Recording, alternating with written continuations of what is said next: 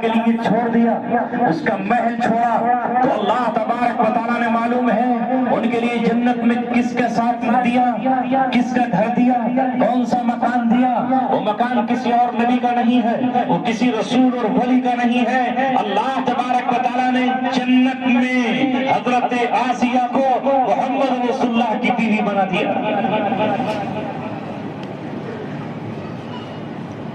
جس کائنات کا سب سے عظیم شخص ہے اس کی بیوی بنی حضرت آسیہ رضی اللہ تعالی عنہا۔ آج ہماری عورتیں کہتی ہیں آج کا ماحول ایسا ہے، حالات ایسے ہیں، کیا کریں؟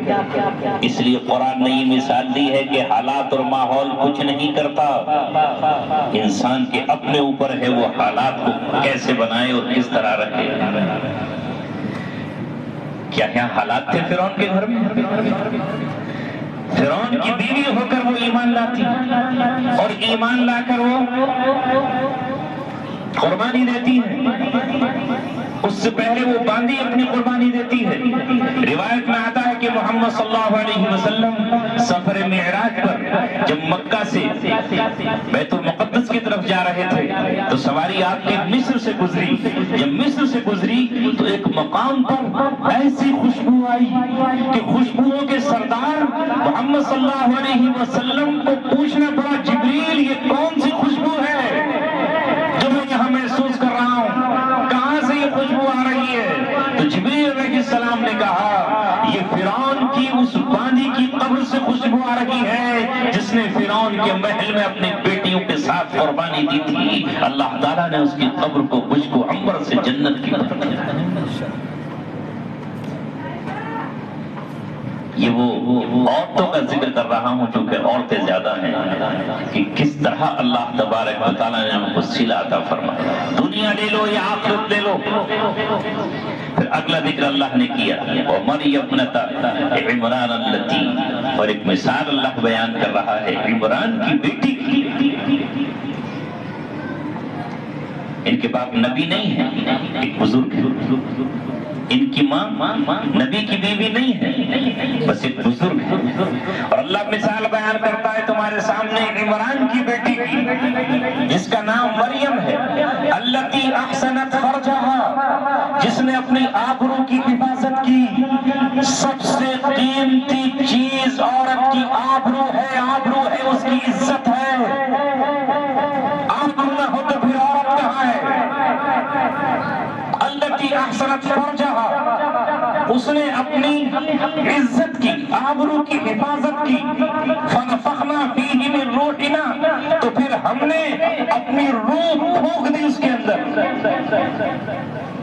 جب حضرت مریم نے اپنے آپ کو پاکیزہ بنا لیا، اتنی پاکیزگی، اے ماؤں بہنوں بیٹیوں تمہارا مقام کم نہیں ہے۔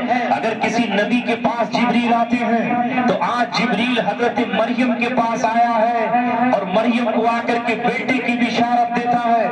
شوہر نہیں ہے، بن شوہر کے، شوہر کی ملاقات کے بغیر جبریل نے آ کر کہا میں اللہ کے بھیجا ہوا فرشتہ ہوں اور تجھے لِأَهَبَ لَكِ غُلَامًا زَكِيًّا، تاکہ میں تجھے ایک پاکیزہ بیٹا دے سکوں۔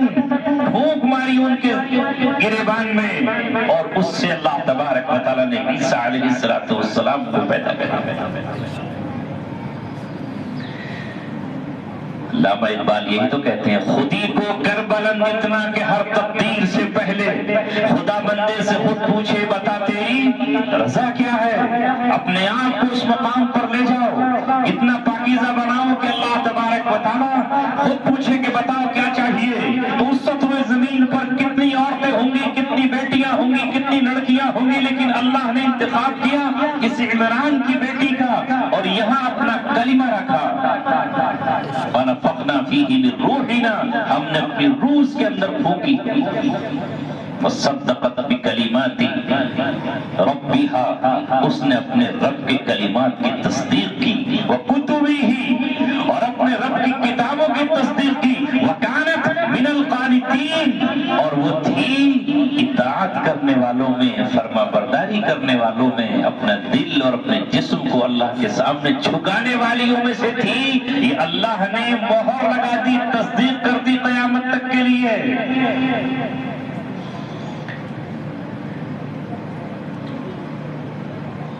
کوئی چاہے تو صحیح اپنے کو اس مقام پر تو لے کر جائے۔ یہ اللہ نے مثال بیان کی ہے کس کی؟ حضرت مریم کی۔ کیسا بیٹا؟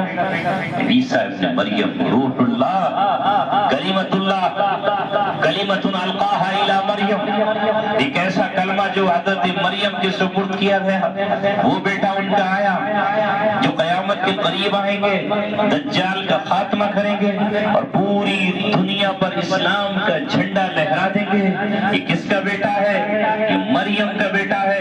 جگہ جگہ اس مریم کا ذکر قرآن میں ہے۔ کوئی اور عورت ہے جس کا ذکر نام کے ساتھ قرآن میں ہو؟ یہ مریم کا نام، جہاں عیسیٰ وہی مریم، جہاں مریم وہی عیسیٰ۔ آؤ بہنوں، اپنے آپ کو پاکیزہ بناؤ، اور یہ پاکیزہ آدمی بنتا ہے اپنی حفاظت سے۔ اس زبان کو حرام لقموں سے بچایا جائے اور اپنی آبرو کو حرام کاری سے بچایا جائے۔ یہ ابلیس چاہتا ہے، اس لیے اللہ تبارک و تعالیٰ نے قرآن میں ہم سے کہا کچھ چیزیں حلال ہیں کچھ حرام۔ میں نے قرآن کی آیت پڑھی تھی، وہ بات کو مختصر اور ختم کرنے کی طرف آ رہا ہوں۔ سب سے پہلی چیز یہ ہے کہ ہماری زبان حرام سے بچے۔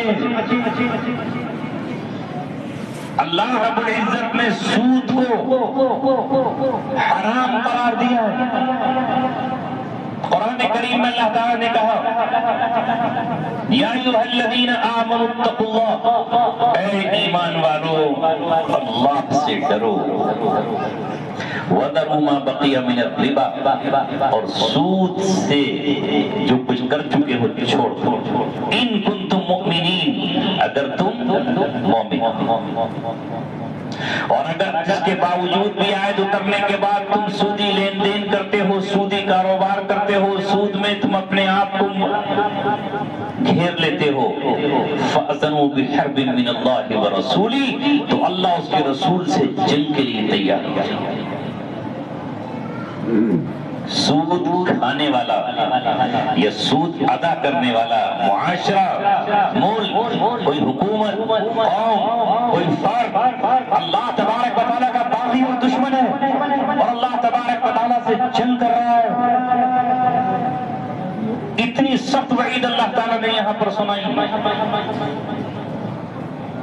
سود کا ایک درہم اپنی ماں کے ساتھ 36 مرتبہ زنا کرنے کے برابر ہی، اس سے زیادہ بڑا گناہ ہے۔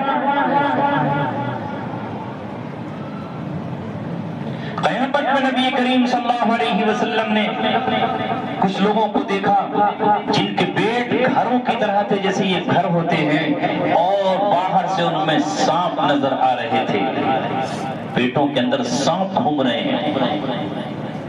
بطونہم کالبیوت، ان کے پیٹ گھروں کی مانند تھے، فیہا حیات، اور ان میں سانپ۔ آپ نے جبریل سے پوچھا یہ کون لوگ ہیں؟ آپ نے فرمایا یہ سود کھانے والے، سودی لوگ ہیں، کیونکہ دنیا میں مال کی محبت والا ایسا کرتا ہے۔ اور سود کا جرم کھانے والا بھی اتنا گناہگار ہے اور کھلانے والا بھی اتنا گناہگار ہے۔ 10 لوگوں پر سود کے سلسلے میں اللہ کے رسول نے لعنت فرمائی ہے۔ آکلہ ہو وہ کلہ ہو، جو کھا رہا ہو اس پر بھی لعنت، جو کھلا رہا ہو اس پر بھی لعنت، وکاتبیہ، جو لکھ رہا ہو اس پر بھی لعنت، جو اس کا گواہ بن رہا ہو اس پر بھی لعنت، جو ضامن ہو اس پر بھی لعنت۔ میں نے ایک حدیث پڑھی تھی، وہ بھی سن لو۔ اللہ کے رسول فرما رہے ہیں جب کسی بستی میں زنا اور سود ظاہر ہو جائے، اذا ظہر الزنا والربا، سود اور زنا کسی بستی میں ظاہر ہو جائے تو سمجھ لو احلوا بانفسہم عذاب اللہ، اب اس قوم نے اللہ کے عذاب کو دعوت دی تھی۔ اب عذاب حلال کر لیا اس قوم نے اپنے اوپر، عذاب الہی آئے گا، اور عذاب کی بہت شکلیں ہیں۔ تم سوچو کہ شاید پتھر برسنے لگے، یہ زمین پھٹنے لگے، یہ جو ہے سیلاب آ جائے، نہیں، اس امت پر ایسا عذاب نہیں آئے گا جو پچھلی قوموں پر آیا تھا کہ پوری ہلاک ہو جائے۔ عذاب یہ ہوگا کہ اللہ تبارک و تعالیٰ فرما رہا ہے او یلبسکم شیعا، عذاب کی یہ شکل بھی ہو سکتی ہے کہ اللہ تبارک و تعالیٰ تمہیں ٹکڑے ٹکڑے کر دے اور بعض کو عذاب چڑھائے، تم پر ایسے حکمراں مسلط ہو جائیں جو تمہیں عذاب چڑھائے۔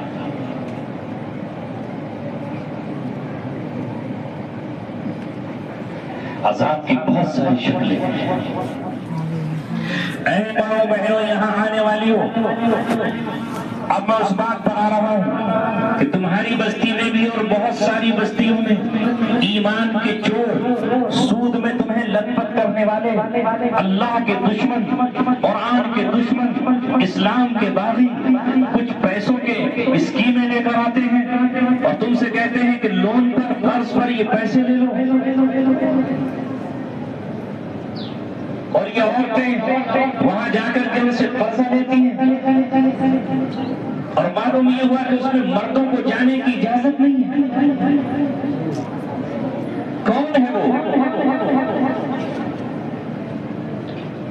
یعنی مرد وہاں نہیں ہوں گے، عورتوں کو بٹھایا جاتا ہے اور قرضہ دیا جاتا ہے۔ یہ تمہاری آبرو کا سودا ہوتا ہے، یہ ایمان کا سودا ہو رہا ہے۔ ان کا استقبال مسلم محلوں میں ہو، مسلم بستیوں میں ہو، اور مسلمان عورتیں جو اللہ پر ایمان لاتی ہیں ان سے قرضہ لینے کے لیے جائیں، اور ان کے شوہر ساتھ میں نہ ہو، بیٹے ساتھ میں نہ ہو، یا باپ ساتھ میں نہ ہو۔ پہلی بات تو یہ کہ سود پر ہمیں قرض لینا ہی نہیں ہے۔ کیوں لیں؟ اللہ تبارک و تعالیٰ نے جس کو حرام قرار دیا ہے، اس سود کو حرام کیوں نہیں سمجھتے؟ جس طرح خنزیر کے گوشت کو، سور کے گوشت کو حرام جانتے ہیں نا، پکا سکتے ہیں اسے اپنے گھر میں، پھر وہ بھی پکا لو۔ مردار کا گوشت، مری ہوئی گائے، مری ہوئی بھینس، اس کا گوشت کاٹ کے کھانا۔